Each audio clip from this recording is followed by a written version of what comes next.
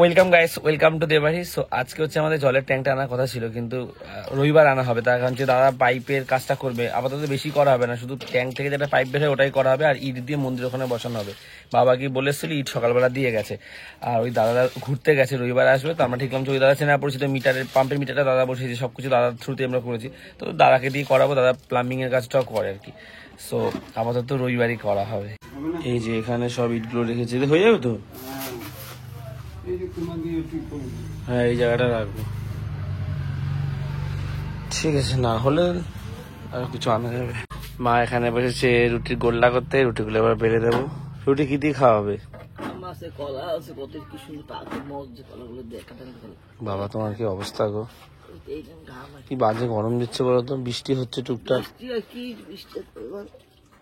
ঠিকভাবে বৃষ্টি হচ্ছে না, বৃষ্টি হলে আর গরম বেড়ে যাচ্ছে। আর কলাগুলো ভিতরটা ইসে হবে না তো? না না, কাল করেছে লাল রাত্রে, এখন গরমে কালো। মা রুটি বেলা শুরু করেছে। ময়দাটা তো সাদা, আটাটা সাদা সাদা কেন? হ্যাঁ ভুলে ময়দা মিশে হেলাইছে। ভালো হয়েছে, ময়দা রুটি খাওয়া যাবে। অনেকদিন খাই না, ভালো লাগে। আম চালাতে বললো বাবা, 180 থেকে 249-এর মধ্যে ভোল্টেজ থাকলে বলেছে চালাতে। দেখা যাক কত ওঠে। 237 মানে চালাতে পারি। অ্যাম্পিয়ারটা কত? অ্যাম্পিয়ারটা হ্যাঁ 8 পর্যন্ত বলেছে মনে হয়, কত থেকে 8 অব্দি না কি একটা বলেছে, খেয়াল নেই। এখনো 2 দিন হচ্ছে এরকম করে করতে হবে, যে বাবা এখন স্নান করছে, এখন ড্রামগুলো ভরছে, এখন স্নান করে নিচ্ছে। আবার যখন আমি স্নান করবো তখন যদি সাথে সাথে রানিও স্নান করে নেয়, তাহলে আর চালাতে হয় না। তাহলে রানি যদি পরে স্নান করে বা আমি আগে স্নান করি, তখন হচ্ছে আর একবার চালাতে, 3বার চালাতেই হয়। আর ভরো, বাবা এখানে ভরছে, আমি বাকি যেগুলো খালি আছে সেগুলো ভরে দিয়ে আসি। চলো। হাত কাটলো কি করে? ধার দেওয়ার কি আছে, বডি তো আমি এটাই বুঝি না।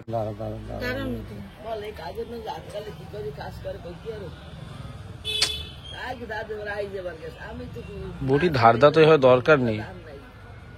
সেদিন একটা লোক এসেছিল, 25 টাকা দিয়ে ধার দেওয়ালে ভালো হতো। আর আমার তো সেরকম, ওকে দিলে তো ভালো হতো বলো, ও তো ভালো করে বেরিয়ে যেত। তোমার মাথার দিকটা হয়েছে ভালো, এটা যাওয়ার সময় ব্যান্ডেড লাগিয়ে নেবে, তাহলে কাজ বাজ করতে অসুবিধা হবে না। খেতে বসেছি আজকে ব্রেকফাস্টে রুটি, আম আর কাঁঠালি কলা। মা অনেকদিন পর আজকে আলু বড়া করছে, আমি তো খেয়ালও করিনি। আমি ঘরে শুয়েছিলাম, একটু টিভি দেখছিলাম। আমার ভালো লাগছে না, এই জন্য ওই জন্য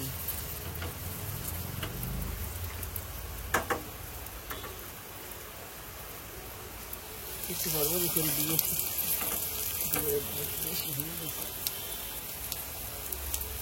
কত কাঁচা লঙ্কা দিয়েছে গো? আর দেবে না পরের বার দেবে? দিও না, উল্টাতে পারবে না। খেতে বসে গেছি। কাল রাতে বাবা ডাল করেছিল, বাবা রাতে ঘরে ভাত খেয়েছে। এই 5 মিশালি একটা ডাল আলু দিয়ে করেছিল, আর ডিম ভাজা আর পান্তা ভাত। বাবার দোকানে এসেছি ভাত দিতে যাচ্ছি, বেলা হয়ে যাচ্ছে। আর ওদিকে আকাশটা দেখো, হঠাৎ চোখ খুললো, কি সুন্দর লাগছে। এদিকে হালকা মেঘ করে আছে। আবার 2 কিলো মুড়ি এনেছে। হাত কেমন আছে এখন? ব্যান্ডেড লাগাওনি? এখন এই মটর রান্না করছে, পেঁয়াজ আর লঙ্কা দিয়ে, শুধু নর্মাল করে, তাই কত ভালো লাগে। হাসি খুব বাজে গরম দিয়েছে।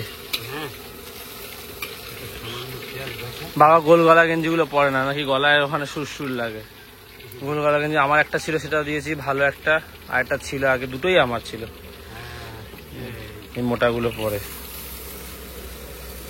গরমের মধ্যে। তুমি ব্যান্ডেড আনতে বললাম দীপক, আমি জানি তুমি নিয়ে এসছো, ব্যান্ডেড না লাগলে হয়? ওই জায়গাটা নুন লঙ্কা এসব লাগবে। হাসছে, জিরের গুঁড়ো যাচ্ছে। এটা কি? সামান্য হলুদ। এটা কি হলুদের প্যাকেট? এটা গণেশ। হ্যাঁ, জিরের গুঁড়ো, রাত্রি জিরের গুঁড়ো, এই সামান্য পেঁয়াজ, একটু লঙ্কা আর লঙ্কার গুঁড়ো দাও না? না, কোনো গুঁড়ো লঙ্কা না। গরমের সময় তো এইটা প্রিয় লোকের খুব, হালকা মশলায় দিয়ে।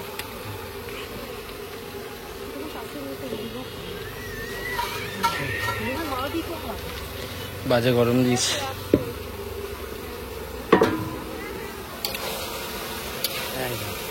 নর্মাল করে তাই কত টেস্ট হয় ভাই, এত বড় বড় লঙ্কা। হ্যাঁ, লঙ্কা যে খাবে আর যে খাবে না সে লঙ্কা তার মুখে পড়বে না, আর যে খাবে তাকে দেবে। ও বাবা, ওর জন্য এত বড় বড় লঙ্কা। হ্যাঁ, সবাই লঙ্কা পছন্দ করে। ব্যাস হয়ে গেল, একটু ভাজবে তাই তো, কমপ্লিট। খুব বাজে গরম দিয়েছিল, আমাদের খেয়ে এসছি তো, খিদে পেয়েছিল, আমরা খেয়েই যাই, কারণ দেরি হয়ে গেছে, আবার কষ্ট হচ্ছে বেশ। ফিরে এই দেখ আইসক্রিম, আমার সঙ্গে তো আইসক্রিমটা গলে গেছিল, আর ব্যাঙ্গালোর জিতেছে বলে খাওয়া বলেছিলাম। তাড়াতাড়ি খাওয়া না গলে যাবে আবার সেদিনকে মতো। এটা ভালো আইসক্রিম। হ্যাঁ, সেদিনকে গলে গেছিল, তোমারটা মনে আছে? আচ্ছা না, ব্যাঙ্গালোর জিতলে বলেছিলাম রানীকে খাওয়াবো, তবে কি খাবো ঠিক করিনি। তবে সেদিনকে আইসক্রিমটা এসেছিল, আইসক্রিমটা তো বেশ ভালো ছিল, আমরা রেখেছিলাম ফ্রিজে, একটু সমস্যা হয়েছিল, গলে গেছে, পুরো খাওয়া যায়নি। ভেবেছিলাম তিন আসলে একসাথে সবাই মিলে খাবো, পুরোটাই গলে গেছিল। মা একটু খেতে চাইছিল, রানী একটু খেত, নিয়ে আসি, এটাই ট্রিট হয়ে যাবে। এই দেখো, টিভিটা বন্ধ করো তো। কেমন আইসক্রিমটা, গন্ধটাই আলাদা। যে মাকে দে, এটা আফগান ড্রাই ফ্রুট। মা খাওয়া শুরু করো, মা আমাকে ঢাকনাটা দিলেই হবে। ওই তো, দারুণ খেতে, এটা আলাদাই টেস্ট। আর গন্ধটা কেমন বলো, হেবি না? কেমন লাগলো আইসক্রিমটা? লিকা বিকা খেয়েছো তুমি, আমাদের ডবল খাইছো। একটা ভাসে তুমি খাও, তোমাকে খাওয়াতে পারলে আমার শান্তি। তুমি একসময় অনেক কষ্ট করেছো, একটা টাকা খরচ করতে না, তাই না? দোকানে একা খাইছো। বিকালবেলা খেয়ে দুটো তার মাঠের দিকে একটু গেছিলাম, এই আসলাম, এসে টিভিটা চালিয়েছিলাম। আমাদের মান বলেই দিয়েছে যে জানি এটা প্লেন অ্যাক্সিডেন্ট হয়েছে, চালিয়ে দেখলাম অলমোস্ট 230-40 জন মতন প্যাসেঞ্জার, ক্রু মেম্বার সব নিয়ে, বাচ্চা 13 জন দেখলাম, শিশু।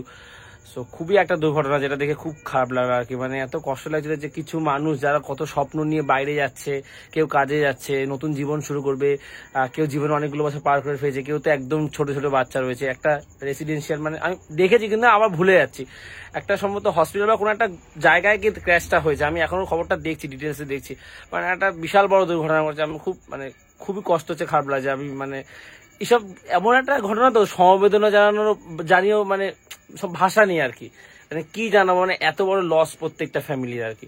তো খুবই খারাপ লাগছে। আর মানে এসে না আমি পুরো হয়ে টিভিটা দেখছি, মানে কি বলবো আর, মানে ভাগ্যের কি নির্মম পরিহাস। মানে কিছুক্ষণ আগে মানুষগুলো ভাবছিল তারা এক জায়গায় যাচ্ছে, এই করছে সেই করছে, কত আনন্দ খুশি, আর মুহূর্তের মধ্যে সব শেষ। বললো কি অবস্থা ভাবো, ভাবে আরে কত মানুষ, কতগুলো পরিবার ভাবো।